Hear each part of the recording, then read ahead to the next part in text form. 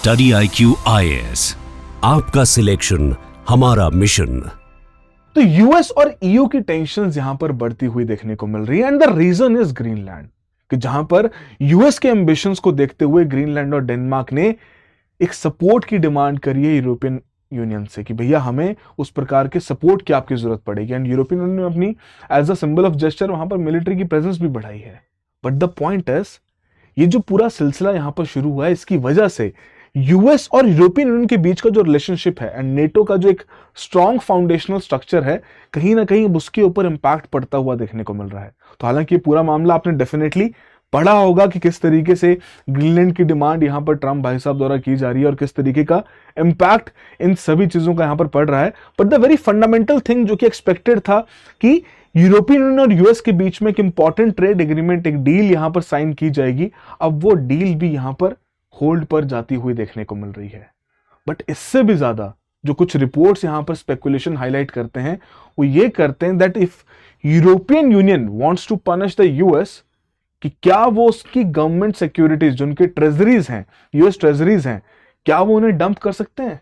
क्या ऐसा स्पेकुलेशन अगर एक्चुअली में रियलिटी में कन्वर्ट हो जाए तो क्या उसकी वजह से एक्चुअली में यूएस के ऊपर इंपैक्ट पड़ सकता है? And in the longer run क्या यूरोप किसी भी तरीके से डॉलर को किल कर सकता है?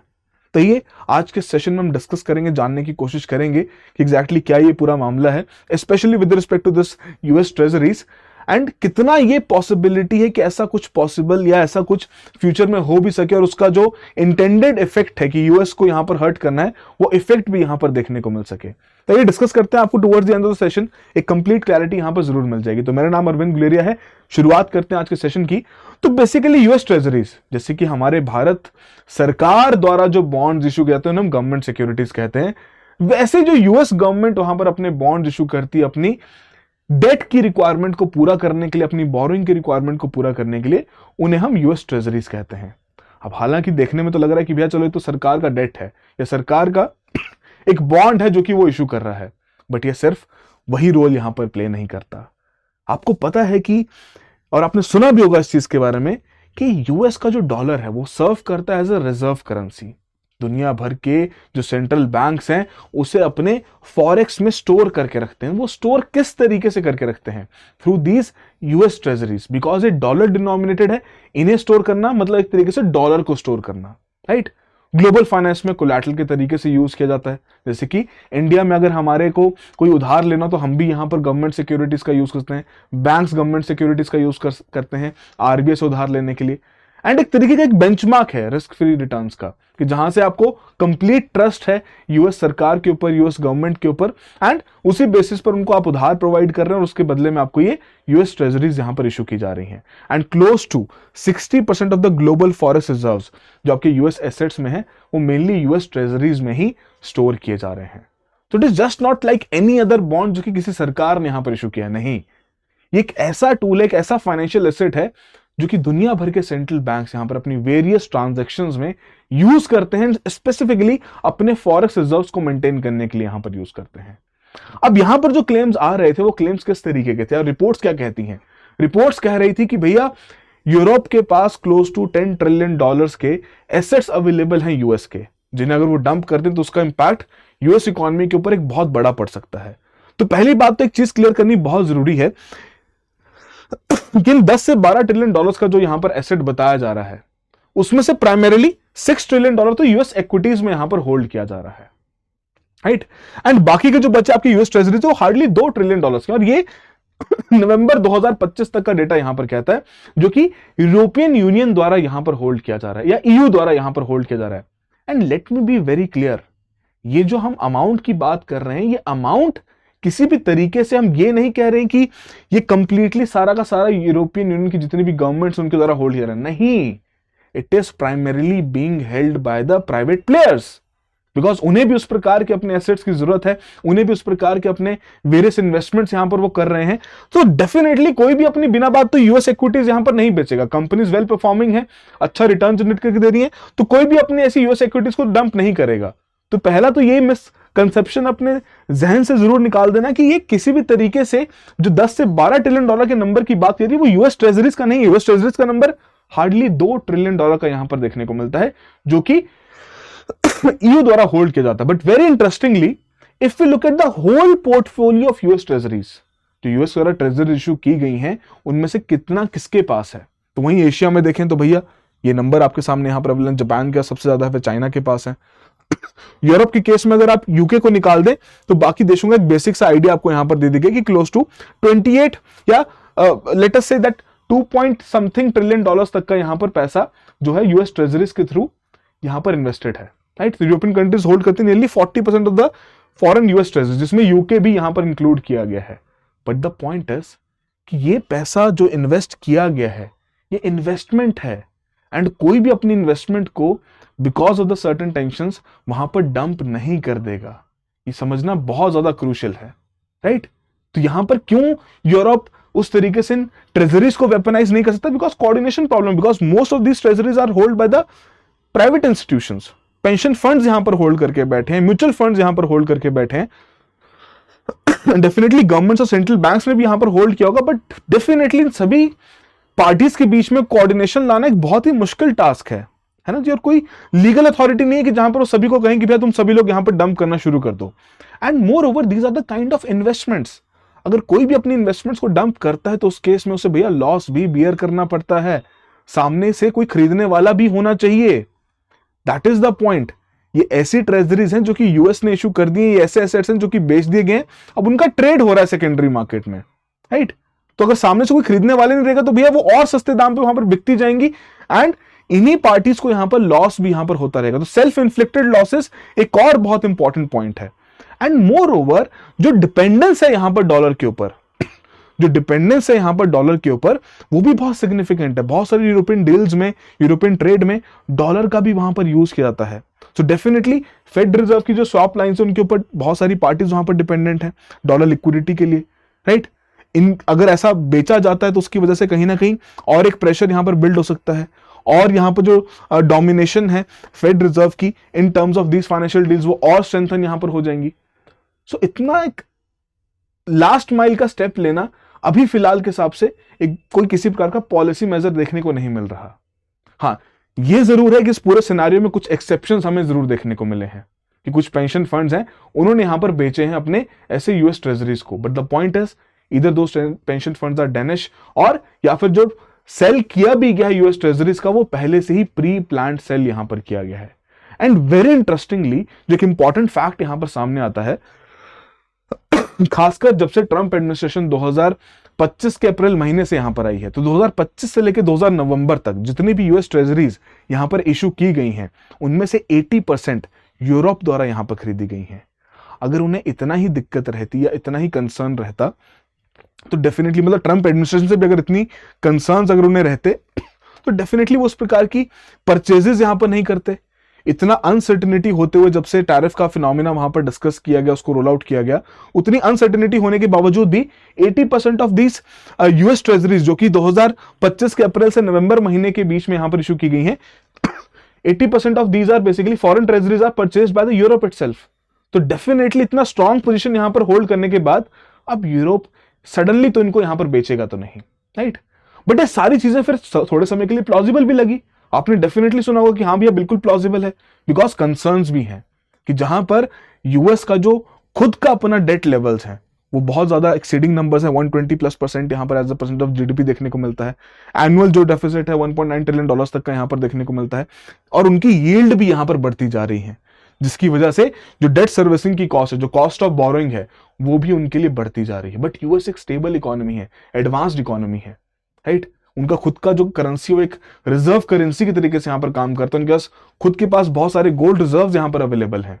सो that is why if this particular step जो कि यहां पर बताया जा रहा है कि यूरोप यहां पर इस तरीके से इन ट्रेजरीज को वेपनाइज कर सकता है, ये स्टेप लेना कहीं ना कहीं ये तब लिया जाएगा जब उनको सेल्फ हार्म भी यहां पर इन्फ्लिक्ट करना हो कि भैया अब तो कोई फुल फ्रंटल वॉर की सिचुएशन यहां पर आ चुकी है, उस समय पर ये स्टेप यहां पर लिया जाए, तब जाके ये फाइनल एक फाइनेंशियल स्टेप यहां पर लिया जाता है कि चलो भैया अब यूएस ट्रेजरीज यहां पर बेची जाए, डंप की जाए ताकि इनकी वैल्यू गिरा दी जाए, एंड डंप किया जाएगा तो डेफिनेटली यील्ड और ज्यादा यहां पर स्पाइक कर जाएगी।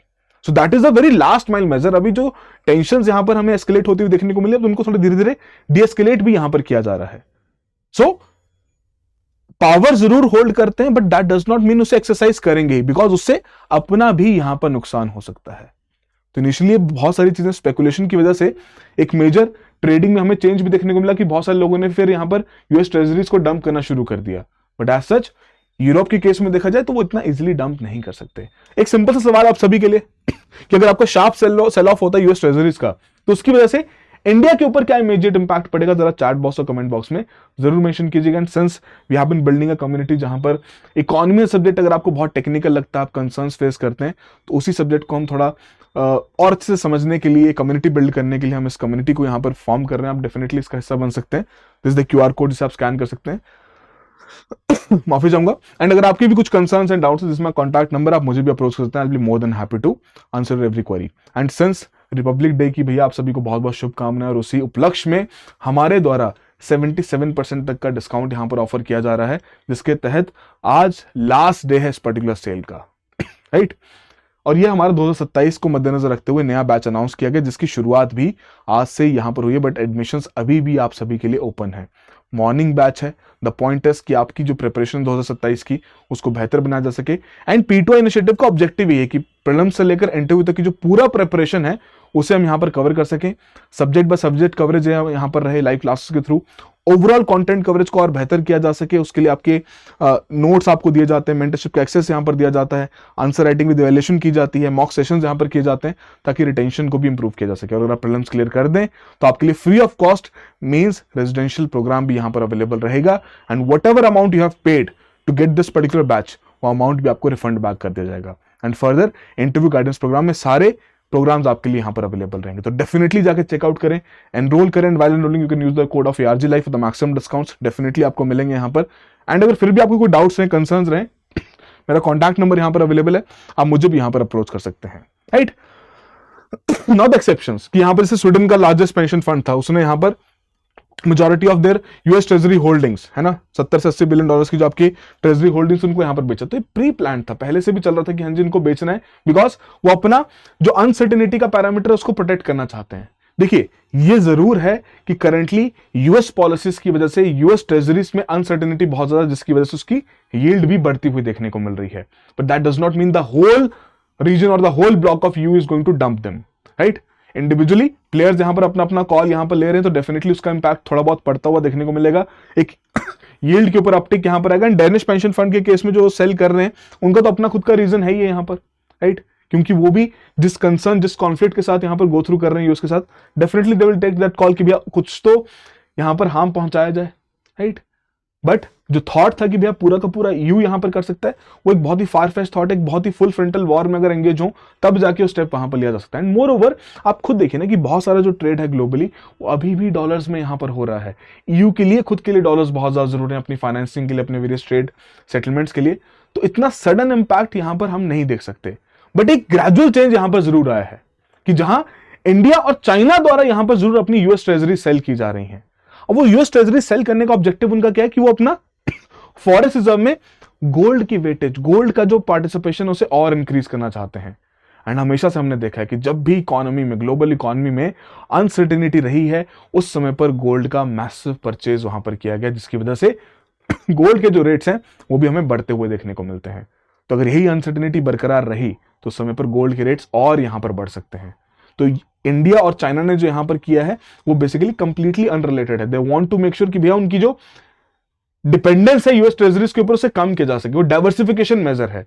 Similarly in the case of this particular pension funds, ये भी डाइवर्सिफाई करना चाहते हैं। बाकी ईयू के प्लेयर्स भी अगर चाहें तो वो भी डाइवर्सिफाई कर सकते हैं, but with the sole objective कि वो यूएस को हार्म करना चाहते हैं वो नहीं होगा। ये जरूर हो सकता है कि जहां पर उन्हें कंसर्न हो कि कल को यूएस गवर्नमेंट उनकी ट्रेजरीज की पेमेंट कर पाए या उसकी ऑब्लिगेशन को पूरा कर पाए ना कर पाए, that can be the concern, right. But यहां पर जो स्टेप्स लिए जा रहे हैं इंडिया द्वारा, इंडिया भी यहां पर क्या कर रहा है, अपनी यूएस ट्रेजरीज के को ऑफलोड कर रहा है एंड गोल्ड के परचेजेस यहां पर कर रहा है, because a safe haven asset जो यहां पर रहता है हमारा गोल्ड, वो डेफिनेटली हमारे फॉरेस्ट के लिए बहुत क्रूशियल रोल प्ले करेगा, राइट। और ये हमने पिछले 1 से 1.5 साल में देखा ही है कि जिस प्रकार की अनसर्टेनिटीज ग्लोबल इकोनॉमी में रही हैं, गोल्ड के मैसिव परचेजेस सेंट्रल बैंक द्वारा किए जा रहे हैं, जिसकी वजह से गोल्ड का दाम भी यहां पर बढ़ता जा रहा है। But among all of this, इन सभी चीजों के बीच में इंडिया और ईयू के बीच में the mother of all FTAs कि 96% ऑफ द ट्रेड आपका टैरिफ फ्री यहां पर रहेगा।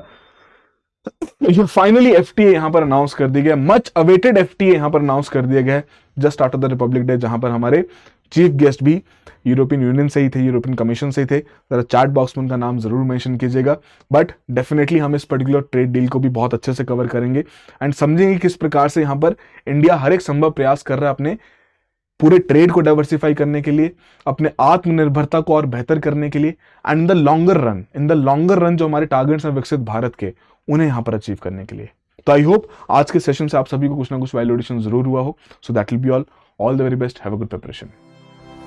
स्टडी IQ IAS, आपका सिलेक्शन हमारा मिशन।